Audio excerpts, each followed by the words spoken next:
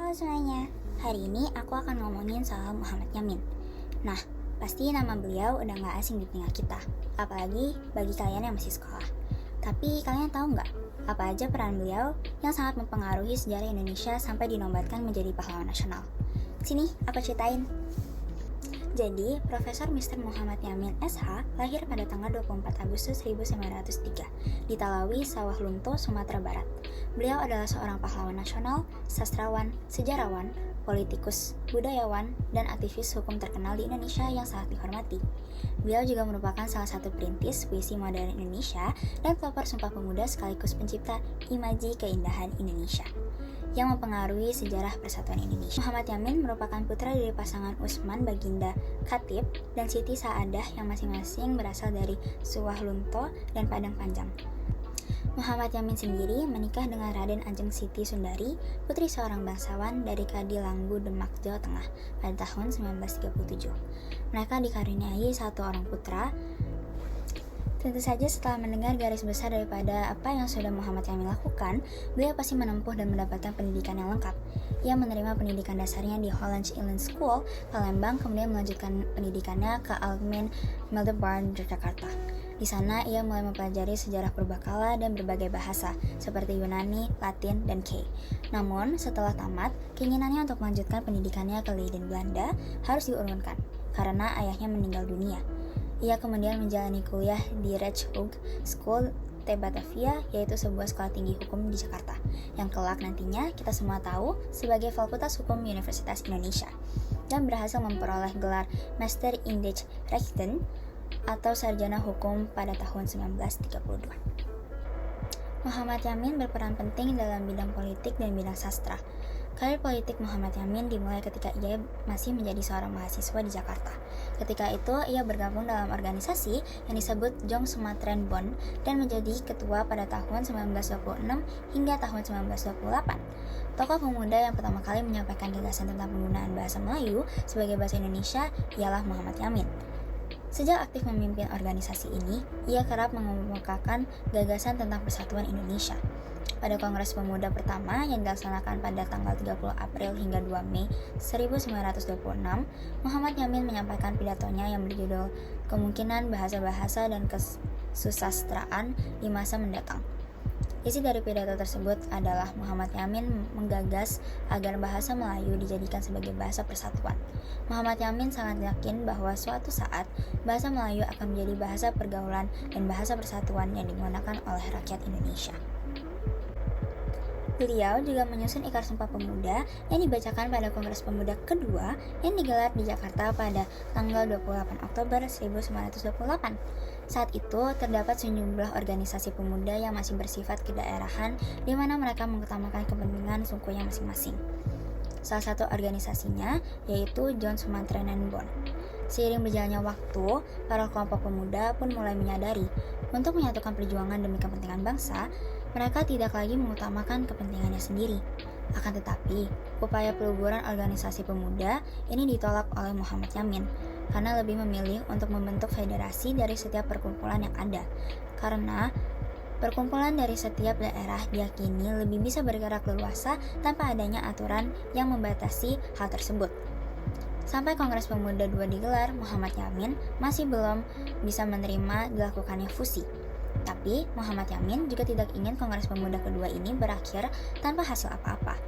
Sewaktu Kongres berlangsung, Muhammad Yamin pun menulis gagasan Sumpah Pemuda dalam sebuah kertas. Kemudian kertas itu ia sodorkan kepada Ketua Kongres, yang saat itu adalah Sugono Dijojo Puspito.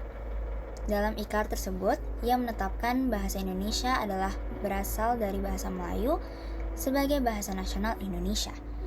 Yamin mendesak supaya bahasa Indonesia dijadikan sebagai alat persatuan. Kemudian setelah kemerdekaan, bahasa Indonesia menjadi bahasa resmi serta bahasa utama dalam kesusastraan Indonesia.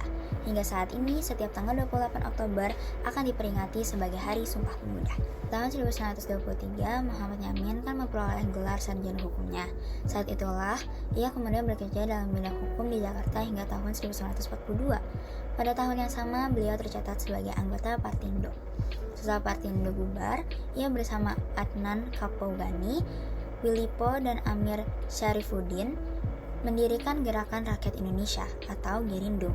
Tujuannya adalah untuk meningkatkan kesadaran publik akan ide-ide nasionalis. Akan tetapi, pendirian Gerindo juga mencerminkan keinginan yang semakin besar untuk bekerja sama dengan Belanda. Singkat cerita, Yamin dikeluarkan dari organisasi pada tahun 1939 karena melanggar peraturan, termasuk berkampanye melawan calon Gerindo lainnya dalam memilih Dewan Kota Madya Batavia. Ia kemudian mendirikan Partai Persatuan Indonesia, Parpindo. Dari sekitar tahun 1938 atau 1939 hingga 1942, Yamin itu menjadi anggota Volksraad. Semasa kependudukan Jepang, yaitu rentang waktu dari tahun 1942 hingga 1945, Yamin bertugas pada Pusat Tenaga Rakyat atau sering disingkat Putra. Lalu pada tahun 1945, ia terpilih sebagai anggota Badan Penyelidik Usaha Persiapan Kemerdekaan Indonesia atau sering disingkat BPUPKI. Disinilah Muhammad Yamin mulai memiliki banyak peran. Ia menjadi salah satu dari 3 tokoh yang merumuskan Dasar Negara Indonesia dalam sidang BPUPKI pada tanggal 29 Mei 1945. Rumusan Dasar Negara yang diajukan Muhammad Yamin adalah sebagai berikut: peri kebangsaan, peri kemanusiaan, peri ketuhanan, peri kerakyatan. Selain itu, ia juga menyampaikan bahwa negara kesatuan harus menjalankan 2 prinsip. Pertama, dekonsentrasi dan desentralisasi. Ia berpendapat agar hak asasi manusia dimasukkan ke dalam konstitusi negara.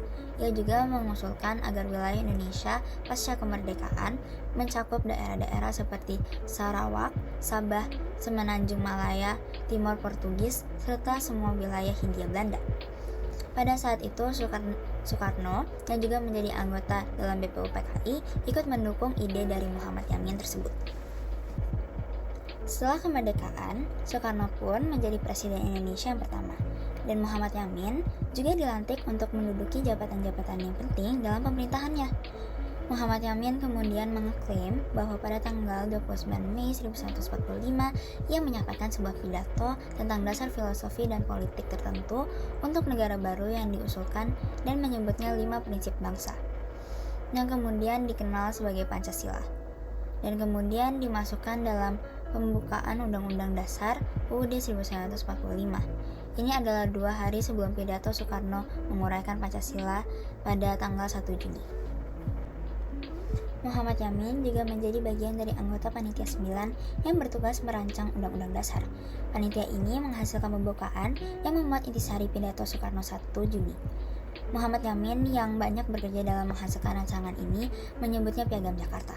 Ketika BPUPKI bertemu untuk sidang yang kedua, mulai 10 Juli, sebuah komite yang terdiri dari 19 anggota dengan Supomo memainkan peran utama, menghasilkan rencana konstitusi selama 3 hari. Muhammad Yamin kecewa karena tidak ditunjuk untuk komite ini, dan menolak untuk menerima pengangkatan di komite lain yang membahas masalah keuangan. Ketika rencana undang-undang itu di-voting pada 16 Juli, Muhammad Yamin mengkritiknya dan menjadi satu-satunya anggota BPUPKI yang tidak langsung menerimanya. Yamin kemudian mengeklaim bahwa ia telah menghasilkan rencana undang-undang yang sangat mirip dengan versi Supomo, tetapi tidak ada bukti untuk ini.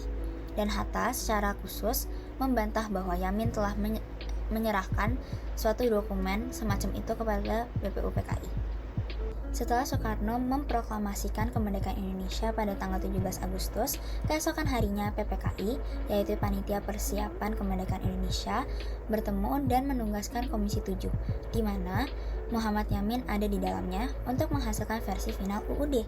Setelah kemerdekaan, jabatan-jabatan yang pernah dipangku Yamin antara lain sebagai berikut. Oke, sedikit cerita menarik soal Muhammad Yamin.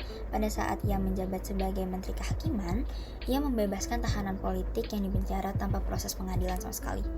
Tanpa grasi dan remisi, ia mengeluarkan 950 orang tahanan yang dicap komunis atau sosialis. Atas kebijakannya itu, ia dikritik oleh banyak banget anggota DPR. Namun, Muhammad Yamin berani bertanggung jawab atas tindakannya tersebut. Kemudian di saat menjabat Menteri Pengajaran, Pendidikan, dan Kebudayaan, Yamin juga banyak mendorong pendirian universitas-universitas negeri dan swasta di seluruh Indonesia.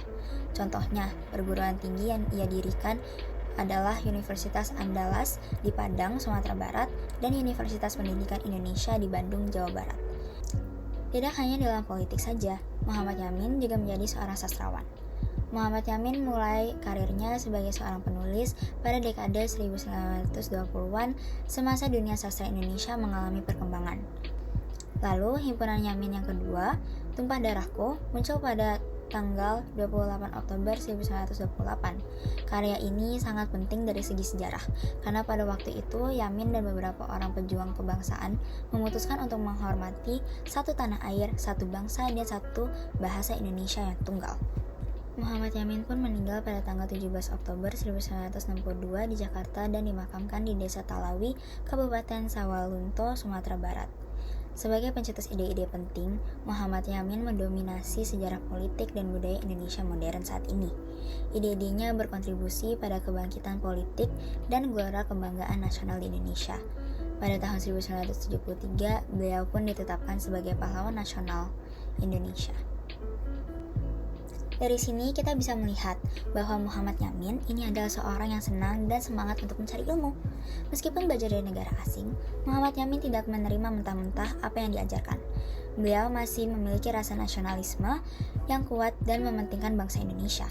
Ia juga bersungguh-sungguh dalam mencapai cita-citanya. Yamin saat muda membayangkan sebuah Indonesia Raya yang mencakup 8 wilayah yang merupakan bekas jajahan Belanda, Inggris, dan Portugis. Dia berupaya dengan segenap daya untuk meyakinkan masyarakat tentang kebenaran pandangannya. Ini demi menumbuhkan rasa nasionalisme. Saya juga bisa belajar untuk bisa berpegang teguh akan opini saya seperti beliau. Muhammad Yamin bukanlah orang yang diam saja bila ada sesuatu yang tidak cocok di hatinya.